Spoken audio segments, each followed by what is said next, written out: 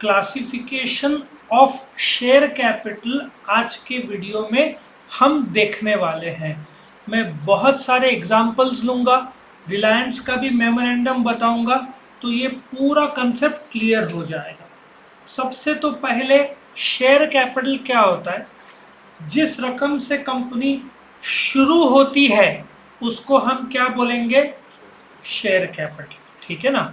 Share capital के छोटे छोटे भाग किए जाए तो हर एक भाग को क्या बोलेंगे? शेयर्स बोलेंगे। ठीक है, छोटे छोटे भाग किए जाए हर एक भाग को क्या बोलेंगे? शेयर्स।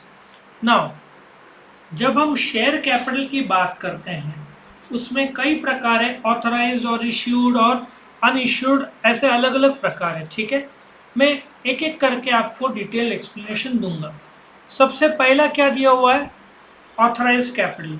नंबर 1, ऑथराइज कैपिटल को नॉमिनल कैपिटल या रजिस्टर्ड कैपिटल भी बोलते हैं। तो ये होता क्या है? नाउ जब आप कंपनी रजिस्टर करते हो तो आपको एक डॉक्यूमेंट फाइल करना पड़ता है विद द रजिस्ट्रार, उसको क्या बोलते हैं? मेमोरेंडम ऑफ एसोसिएशन और आर्टिकल्स ऑफ एसोसिएशन। ये रिलायंस का मेमोरेंडम और आर्टिकल्स है। तो जब उन्होंने रजिस्ट्रार के पास ये फाइल किया था उसमें उनको बताना पड़ेगा कि कितने रकम से शुरू होने वाला है। सो उन्होंने क्लियर बताया था कि हमारा कंपनी 15,000 करोड़ से शुरू होगा। जिस रकम से कंपनी शुरू होता है, रजिस्टर्ड करवाते हो विद द रजिस्ट्रार, उसको क्या बोलते हैं? Authorise capital. अब उनका जो ऑथराइज कैपिटल 15,000 करोड़ का था, जिसमें से 14,000 करोड़ इक्विटी शेयर्स और 1,000 करोड़ प्रेफरेंस शेयर्स का था उस समय जब रजिस्टर कराया था। क्या तुम बाद में बढ़ा सकते हो? The answer is yes. देखो उन्होंने वक्त के साथ साथ जो बढ़ाया इधर दिया हुआ। तुम ये 15,000 करोड़ को बढ़ा सकते हो वक्त के साथ साथ। सो ये ऑथराइज कैपिटल क्या होता है?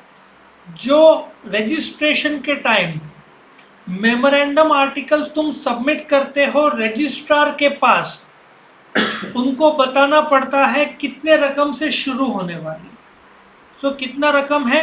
15,000 करोड़। तो इस 15,000 करोड़ पे आपको स्टैम्प ड्यूटी लगता है। आप मन मर्जी रकम लिखोगे या बोलोगे तो कोई बात नहीं, गवर्नमेंट को स्टैम्प से मतलब है। तो जितना ज़रूरत है उसे थोड़ा सा ज़्यादा बता दो, क्योंकि वक्त के साथ साथ तुम इसको बढ़ा भी सकते हो। तो यहाँ पे राइटअप में क्लियर बोला है मेमोरेंडम ऑफ एसोसिएशन। हाँ, पहले तो समझो, यहाँ पे एग्जाम्पल दिया है 10 लाख रुपया, मतलब 1 लाख इक्विटी शेयर, 10 रुपए का एक शेयर, कितना हुआ? 10 लाख। अब तुम बाजार में 10 लाख रुपए से ज़्यादा ला नहीं सकते। तुमने रजिस्टर कितने का कराया बताओ? 10 लाख का। क्या भरा उस पर? Stamp duty. ये क्या है? मैक्सिमम रकम। किस चीज़ का? शेयर्स का, जो तुम बाजार में इश्यू कर सकते हो। तुम क्या बाद में बढ़ा सकते हो इस रकम को? द आंसर इज यस, बढ़ा सकते हो। सो लेट अस टेक, ये कंपनी कितना ऑथराइज कैपिटल है? 10 लाख। अब कंपनी ने रजिस्टर करा दिया, स्टैम्प ड्यूटी भर दिया। अब कंपनी को शेयर्स का पैसा चाहिए। ये तो तुमने सिर्फ मेंशन किया है रजिस्ट्रार को कि हम 10 लाख रुपए से शुरू हो रहे हैं। ठीक है, अब उन्होंने रजिस्टर करा दिया, मेमोरेंडम आर्टिकल सबमिट कर दिया, उसके बाद वो लोग शेयर बाजार में लेकर आएंगे। बाजार में 10 लाख से ज़्यादा हो सकता है? The answer is no. 10 lakh से कम हो सकता है? चलेगा। तो इश्यूड कैपिटल क्या है? ये 10 लाख जो रजिस्टर्ड कराया था उसमें से बाजार में जो इश्यू किया कितना? 4 लाख। अब 10 लाख पूरा इश्यू किया तो भी कोई हर्ज नहीं है, फुकट के शेयर्स बांटे तो भी कोई हर्ज नहीं है। लेकिन अपर सर्किट कितना शेयर्स का है? 10 लाख रुपया। आपने कितना इश्यू किया बाजार में? 4 लाख। आया समझ में? जब एक कंपनी पहली बार शेयर बाजार में लाती है उसको क्या बोलते हैं? आईपीओ। सो हो सकता है वो आईपीओ के थ्रू 4 लाख रुपया लाई। सो उन्होंने रजिस्टर्ड कितना कराया? 10 लाख। उसमें से बाजार में कितना लाया? 4 लाख। मतलब 6 लाख भविष्य में कभी भी ला सकती है जब कंपनी चाहे। सो ये 6 लाख आज जो नहीं लाया उसको क्या बोलेंगे? Unissued capital. So issued capital को क्या बोलोगे? Issued capital is that part of authorized capital which is issued in the market. सो जब एक कंपनी पहली बार मार्केट में लाती है उसको क्या बोलते हैं? IPO, initial public offer. और जो 6 लाख मतलब अभी तक इशू कर सकती है बट नहीं इशू किया, उसको क्या बोलेंगे? Unissued capital. क्या बोलेंगे? अनइश्यूड। ये कंपनी भविष्य में कभी भी कर सकती है, लेकिन कंपनी 7 लाख इशू नहीं कर सकती। क्यों? क्योंकि 4 + 6 10 है ना। अपर सर्किट कितना है तुम्हारा? 10 लाख रुपए। इतना पॉइंट समझ में आया? सो ऑथराइज कैपिटल क्या है? जो आपने मेमोरेंडम में रजिस्टर करा है उस पर क्या भरा? स्टैम्प ड्यूटी भरा। क्या उससे ज्यादा इश्यू कर सकते हैं? The answer is no. So authorise capital register कराने के बाद ही आप इश्यू कर सकते हैं। क्या आप ऑथराइज कैपिटल को बढ़ा सकते हैं? आराम से, मीटिंग बुला के होता है वो, ठीक है। ऑर्डिनरी रेजोल्यूशन पास करके होता है। 100 में से 51 लोग ने हाँ बोला तो बढ़ा सकते हैं। लेकिन 10 लाख का आपको 12 लाख करना है तो आपको ऊपर के 2 लाख रुपए पे स्टैम्प ड्यूटी भरना पड़ेगा, नया मेमोरेंडम सबमिट करना पड़ेगा। 12 लाख रुपए का 10 लाख तो भर चुके हैं स्टैम्प ड्यूटी, 2 लाख पर भरो, फिर आप भले ही 4 लाख के बाद 8 लाख तक इश्यू कर सकते हैं। सर उसका चार्ज अलग अलग होता है कि सेम होता है? नहीं, स्टैम्प ड्यूटी जो ऊपर का 2 लाख का जो एक गवर्नमेंट ने ये डेटा दिया है कि ये इस पे इतना स्टैम्प ड्यूटी, वो स्टैम्प एक्ट के तहत रहता है, वो जाके चेक कर लेने का और अकॉर्डिंगली 4 से 5 तक का पकड़ ले, उसके रेट के आसपास है। ऐसे एक टेबल दिया हुआ है, सो तुम 5 तक का पकड़ लो। आया समझ में? सो ऊपर के 2 लाख पे स्टैम्प ड्यूटी तुमको भरना है एज पर द टेबल जो गवर्नमेंट के वेबसाइट पे तुमको मिल जाएगा। नाउ इश्यूड कैपिटल क्या है? ऑथराइज में से जो आपने बाजार में इशू किया। अनइश्यूड क्या है? जो अभी आपने इशू नहीं किया बट भविष्य में कर सकते हो। अपर लिमिट कितना है? 6 लाख। 6 लाख क्योंकि 4 लाख इशू किया है तो अभी ज्यादा से ज्यादा कितना इशू कर पाओगे? 6 लाख। ठीक है। अभी वो वाली बात है, मैंने एक कॉलेज में 1000 स्टूडेंट है, उन्होंने सीट्स ओपन किए बट पूरे के पूरे नहीं भरे, ऐसा भी हो सकता है। सो बाजार में उन लोगों ने 4 लाख लाया, लेकिन बाजार में 3 लाख लोगों ने 3 लाख रुपए के ही शेयर्स खरीदे। मैंने आईपीओ लाया 4 लाख का, लेकिन पब्लिक ने कितने में खरीदा? 3 लाख। उसको सब्सक्राइब बोलते हैं। एक्चुअली ये अंडर सब्सक्रिप्शन हुआ। अंडर क्यों? क्योंकि 4 लाख होना चाहिए था, कितना हुआ? 3 लाख। अनसब्सक्राइब कितना है? 1 लाख। सो सब्सक्राइब कैपिटल किसका पार्ट है? इशूड का पार्ट है। जो पब्लिक ने सब्सक्राइब किया, जो पब्लिक ने कंपनी को पैसे दिए हैं, मतलब मैंने 4 लाख के शेयर्स इशू किए, आप लोगों ने मुझे 3 लाख रुपए दिया, 1 लाख अभी तक नहीं दिया है, वो अनसब्सक्राइब। किसने दिया तो वो सब्सक्राइब हो जाएगा, लेकिन तब तक वो क्या है? अनसब्सक्राइब। मतलब 3 लाख तो शेयर से खरीदे गए। हाँ, लेकिन 1 लाख के बच्चे 1 लाख का अभी तक हुआ नहीं है। इंडिया में 99.99% जो आईपीओ आते हैं वो पूरे भर जाते हैं, क्योंकि 140 करोड़ की जनता है, तो अनसब्सक्राइब तो इंडिया में लगभग होता ही नहीं है। आया समझ में? लोग पूरा ही खरीद लेते हैं, इतने सारे लोग हैं, फॉरेन इंस्टीट्यूशनल इन्वेस्टर्स हैं, तो अनसब्सक्राइब तो लगभग किसी का होता नहीं है, सबका क्या होता है? सब्सक्राइब होता है। आया समझ में? नाउ अभी क्या होता है कि जैसे कि आप एक कार बुक करने गए, ठीक है, अब टोयोटा इनोवा क्रिस्टा, उसमें वेटिंग है, तो वो क्या बोलते हैं? आप 50,000 बुक कर लो, जब नंबर आएगा तब आपको दे देंगे।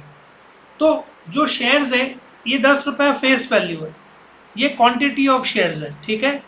सो कंपनी ने स्टार्टिंग में बोला किसको? शेयर होल्डर्स को, कि हम ला रहे हैं 3 लाख रुपए, मतलब 4 लाख के शेयर जो कि इश्यूड है, लोगों ने 3 लाख रुपए के सब्सक्राइब किए, लेकिन कंपनी ने स्टार्टिंग में बोला आप 10 रुपए के बजाय फिलहाल 5 रुपए दो, उसको कॉल्ड अप बोलते हैं। मतलब कंपनी ने 4 लाख रुपए के शेयर्स ऑफर किए, मतलब कितने? 40,000 शेयर्स 10 रुपए के हिसाब से ऑफर किए, लेकिन मांगा अभी 5 रुपया। कॉल्ड अप 5 रुपए किया, मतलब 5 रुपया अनकॉल्ड है, वो कंपनी कभी भी मंगा सकती है। So what has happened is, जैसे कॉलेज में 1000 सीट्स है, 900 सीट्स वालों ने अप्लाई किया, 10,000 फीस है, लेकिन कॉलेज ने बोला अभी 5,000, सेकेंड सेमेस्टर में 5,000 भरो इंस्टॉलमेंट में। लेकिन शेयर के बाजार में इंस्टॉलमेंट नहीं बोलते, कॉल्ड अप और अनकॉल्ड बोलते हैं। सो अभी कितना बोला? 5 रुपया। आया समझ में? सो कितने लोगों ने खरीदा? 30,000। 30,000 into 5, 1.5 lakh. Called up 1.5 lakh रुपया। सो कंपनी को कितना पैसा मिला? 1.5 लाख। अब बाकी का कितना बचा? 1.5 लाख रुपया बचा ना। सो इट्स लाइक दिस, 30,000 का शेयर्स है। लोगों वैसे तो इश्यू 40,000 किया था, लेकिन लोगों ने 30,000 का खरीदा, तो होना चाहिए 3 लाख, लेकिन कंपनी ने बोला अभी सिर्फ 5 रुपये पे करो। 30,000 इंटू 5, मतलब कंपनी को कितना मिला अभी? 1.5 लाख। ये 1.5 लाख क्या है? Called up. अभी कितना पर शेयर बाकी है? 1.5 लाख और बाकी है। और 1.5 लाख, मतलब पर शेयर कितना बाकी है? 5 रुपया। ये 5 रुपया अनकॉल्ड है। कितना है? 5 रुपया पर शेयर अनकॉल्ड है। लेकिन कंपनी बोलती है कि ये जो 5 रुपए में हम क्या करेंगे, 1 रुपया तभी मांगेंगे जब कंपनी बंद हो जाए, अभी नहीं मांगेंगे, जब बंद हो जाए। सो अभी अनकॉल्ड 4 रुपया during the life time of the company, 10 रुपये में से कंपनी ने स्टार्टिंग में 5 रुपये लिए, बचा 5, उसमें से कंपनी ने बोला हम 4 रुपये कभी भी मांगेंगे, लेकिन 1 रुपया जब कंपनी बंद हो जाएगी तभी मांगेंगे। उसको रिजर्व कैपिटल। सर पर अगर कंपनी बंद ही नहीं हुई तो वो रिजर्व कैपिटल लायबिलिटी के रूप में बैलेंस शीट में शो करता रहेगा। तो वो 1 रुपए का मतलब कुछ नहीं होगा, क्योंकि कंपनी ने मांगा ही नहीं है। तो अपना प्रॉफिट है नहीं, प्रॉफिट कैसे? 1 ही रुपया अभी तक मांगा नहीं है। अभी 5 रुपया मांगा है, 4 रुपया कभी भी तुमसे मांग सकती है। 1 रुपया जब कंपनी बंद हो जाए तो तेरा शेयर मार्केट में 5 रुपए के हिसाब से दाम चलेगा। सर मतलब अभी मैंने 10 रुपए का शेयर खरीदा है, 9 रुपए दे दिए, मतलब 9। नहीं, तूने 9 रुपए नहीं दिए बेटा। 10 रुपए में से तूने कितने दिए हैं? 5 रुपए। ठीक है, मैं एक और बार बताता हूँ। नहीं सर, मतलब वो अनकॉल्ड उन्होंने मांग लिए। चलो मैं वापस बताता हूँ। ये तेरा सवाल, 10 रुपए में से कितना आया? 5। ये क्या है? Called up. ठीक है, मैं लिख देता हूँ इधर कॉल्ड अप। कितना अनकॉल्ड है? 4 रुपए। नहीं, 5 रुपया अनकॉल्ड है। अब कंपनी के डायरेक्टर्स क्या डिसीजन लेते हैं? 4 रुपया कभी भी मंगा सकते हैं, वो प्रॉपर अनकॉल्ड है, नेट अनकॉल्ड। तो सर अभी ऐसा समझ लो कि मंगा लिए, लेकिन 4 ही मंगा सकती है, क्योंकि कंपनी ने मीटिंग में डिसाइड किया कि ये 1 रुपया जब कंपनी बंद होगी तभी मांगेंगे। सो रिजर्व कैपिटल, अब तू जब पेट्रोल भराता है तो एक वो रिजर्व में चला जाता है ना, वो यूज़ नहीं होगा, मेन जो ऊपर का है वो यूज़ होगा। सो ये जो रिजर्व कैपिटल तभी मंगाएंगे जब तेरा पेट्रोल खत्म हो जाएगा तो गाड़ी रिजर्व में लगती है। सो कंपनी ने बाकी का 5 रुपये में बोला 1 रुपया हम लोग सेफ्टी के तौर पर रखेंगे कि किसी कर्जा को देना हो रहेगा तो हम 1 रुपया मांगेंगे। हालांकि कोई भी कंपनी ऐसा आज के तारीख में करता नहीं है, बट ये कंसेप्ट है, पॉसिबिलिटी है। अभी कंपनी ने 4 रुपया, तू बोल रहा है आ गया तो वेरी गुड, 5 + 4 9 आ गया। अब ये 1 रुपये रिजर्व में नहीं मांगेगी कंपनी, बंद हो गई तो मांग सकती है। पर अगर बंद ही नहीं हुई तो मेरे को शेयर 9 रुपए का ही पड़ा। 9 रुपये का पड़ा, 9 रुपये का पड़ा। तो वही। हाँ, लेकिन तेरा लायबिलिटी अभी भी लागू है, क्योंकि लिमिटेड लायबिलिटी मतलब जो तेरा शेयर का रकम देना बाकी है, अभी भी तेरा 1 रुपया देना बाकी है। कंपनी बंद हुई तो तुझे 1 रुपया देना पड़ेगा फिर कंपनी को, लेकिन तब तक मांगेगी नहीं, क्योंकि ये सिर्फ बंद मतलब लिक्विडेशन हो गई, बंद हो गई तो मांगा जाएगा। सर पर अगर टाटा बेटा के शेयर्स में इन्वेस्ट किया, बट टाटा रिजर्व कैपिटल में डालेंगे नहीं, ये बहुत सेलेक्ट कंपनीज ही रिजर्व कैपिटल में डालते हैं, क्योंकि वो वाली बात है, तुमको तो पैसा मिलना ही नहीं है रिजर्व कैपिटल का, बंद होने के बाद ही मिलना है। तो तुम जब कंपनी शुरू कर रहे हो पैसों के लिए और तुम पैसा ब्लॉक कर रहे हो तो गलत बात है ना। तुम कंपनी का डेवलपमेंट रोक रहे हो, तुम पहले से स्टार्टिंग में डर रहे हो कि भाई बंद हो गया तो क्या।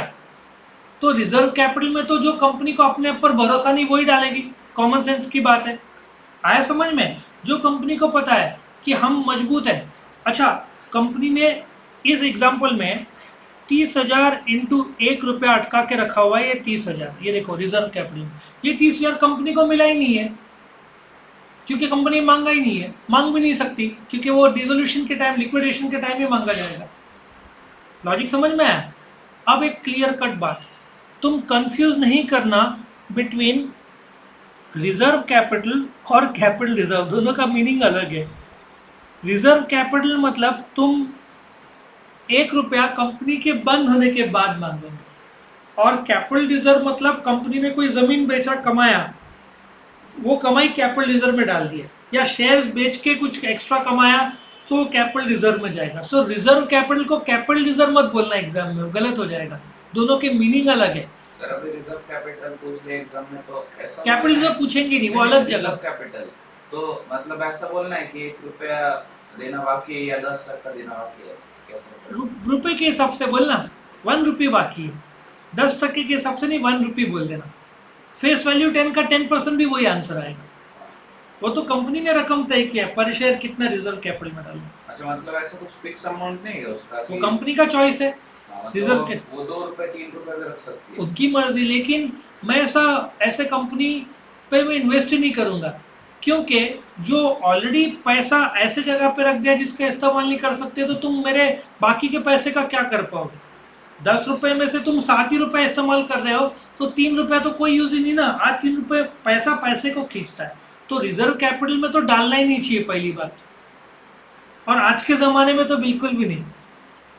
आया समझ में? ये कंसेप्ट है, कोई भी रिजर्व कैपिटल में नॉर्मली डालता नहीं है। अब क्या होता है, 30,000 स्टूडेंट्स को एडमिशन मिला, ठीक है, 30,000 स्टूडेंट्स ने बोल दिया हम 1.5 लाख रुपए दे रहे हैं। बट जब पेमेंट की बारी आई, मैंने हिसाब देखा, तो भाई 30,000 में से सिर्फ 20,000 लोगों ने ही पे किया। 30,000 लोगों ने हाथ ऊपर कर दिए, फॉर्म भरा, ठीक है, कि हम पे कर रहे हैं। मुझे कितना उम्मीद था आने का? 1.5 लाख। जब मैंने बैंक बैलेंस चेक किया तो लोगों ने 1 ही लाख पे किया। इसका मतलब 20,000 इंटू 5 1 लाख रुपए आया, और अभी भी 50,000 जिन लोगों ने हाँ बोला है उन लोगों ने पे ही नहीं किया कंपनी को। उसको कॉल इन एरियर्स बोलते हैं या अनपेड बोलते हैं। ये जो 50,000 नहीं पे किया, कंपनी फिर उनको कॉल रिमाइंडर भेजेगी और बोलेगी तुम पे करो इस तारीख तक, नहीं तो तुम्हारे शेयर जब्त हो सकते हैं। तो ये जो 10,000 इक्विटी शेयर्स है जिन्होंने पैसे पे नहीं किए, उनके शेयर्स फॉरफिट हो सकते हैं। फॉरफिट मतलब जब्ती। तुमने गाड़ी का हफ्ता नहीं भरा तो तुम्हारी गाड़ी क्या हो सकती है? जब्त हो सकती है। सो कॉल्ड इन एरियर्स वो वाली बात है, जो शेयर्स का 10 रुपए में से 5 रुपए जिन्होंने बोला था हम भरेंगे, उन्होंने एक्सेप्ट किया था 30,000 लोगों ने, बट 20,000 का ही पैसा आया, 10,000 का नहीं आया, वो कॉल इन एरियर्स है। उन्होंने गारंटी दिया पेमेंट का, लेकिन पेमेंट नहीं किया है। सो 50,000 कंपनी अभी भी उनसे मांगेगी, और नहीं पे किया तो उनके शेयर्स कैंसिल हो जाएंगे, और ये शेयर्स री इशू कर सकती है कंपनी किसी और को। कंसेप्ट समझ में आया? एक ब्रीफ रिविजन लेते हैं। कंपनी जिस रकम से रजिस्टर्ड होती है उसको क्या बोलते हैं? Authorise capital. उसमें से बाजार में जो लेकर आती है उसको क्या बोलते हैं? Issued capital. जो नहीं लेकर आती है उसको क्या बोलते हैं? अनइश्यूड। 40,000 लाई है, 1 लाख रजिस्टर्ड है क्वांटिटी, 10 लाख रुपया शेयर कैपिटल हुआ रजिस्टर्ड, उसमें से 4 लाख रुपए का इश्यू किया, 6 लाख का अनइश्यूड है, क्वांटिटी 40,000 इश्यू किया, 10 रुपया फेस वैल्यू है। 40,000 इश्यू किया तो कितने लोगों ने फॉर्म भरा? सब्सक्राइब कितने लोगों ने? 30,000। लेकिन कंपनी ने 3 लाख उम्मीद था, लेकिन कंपनी ने पर शेयर 10 रुपए के बजाय बोला अभी 5 रुपये पे करो। कितना हुआ? 1.5 लाख सब्सक्राइब। लोगों ने फॉर्म भरा 1.5 लाख का, उसमें से 4 रुपया अनकॉल्ड है, कंपनी भविष्य में कभी भी मांग सकती है, और जब कंपनी बंद होगी तब मांगेगी, उसको क्या बोलेंगे? Reserve capital. अब 5 रुपये में से 30,000 लोगों ने जब फॉर्म भरा था तो 20,000 के पैसे आए पेड अप। लोगों ने पेड अप मतलब पे किया सिर्फ 1 लाख रुपए। कितना अनपेड है? 50,000। कंपनी उनको कॉल रिमाइंडर और वार्निंग लेटर ऑफ फॉरफीचर भेजेगी, फिर भी नहीं पे किया तो उनके शेयर जब्त हो जाएंगे, और यही जब्त किए हुए शेयर किसी और को इशू किया जा सकता है। सर वो पेड अप कैपिटल वाला बात है। पेड अप कैपिटल क्या होता है? अब तेरा कॉलेज का फीस 10,000 है, ऐसे 9,000 लोगों ने बोला फॉर्म भर दिया, ठीक है, ऑनलाइन फॉर्म भर दिया, कंफर्म हो गया 1,000। लेकिन जब कॉलेज को 1.5 लाख का उम्मीद था, कॉलेज ने देखा अरे 1 ही लाख रुपए आया, मतलब 30,000 में से 20,000 लोगों ने 30,000 लोगों ने फॉर्म भरा था, बट पेमेंट 30,000 लोगों ने भरा है। MBA में जब एडमिशन होता है तो जब 60 सीट्स वाले बोलते हैं हम कंफर्म कर रहे हैं, लेकिन भरे सिर्फ 40 सीट्स थे, अभी भी कितना खाली है? 20 सीट्स। उनको एक लास्ट डेट दिया जाता है, इस डेट तक भरो, नहीं भरा तो कॉलेज किसी और को दे देगी, वेटिंग लिस्ट वालों को दे देगी। So that is calls in arrears, या अनपेड भी इसको बोल सकते हैं। क्या कंसेप्ट समझ में आया सबको? ये टेबल के थ्रू याद रखोगे तो ये मैटर तुमको लिखने की जरूरत भी नहीं है, हर जगह पे एग्जाम्पल दिया, यही एग्जाम्पल इधर का जो है इसमें से कर सकते हैं। Concept clear? ये था classification of share capital, 8 mark का ये आ सकता है। तो यहाँ पे ये खत्म होता है।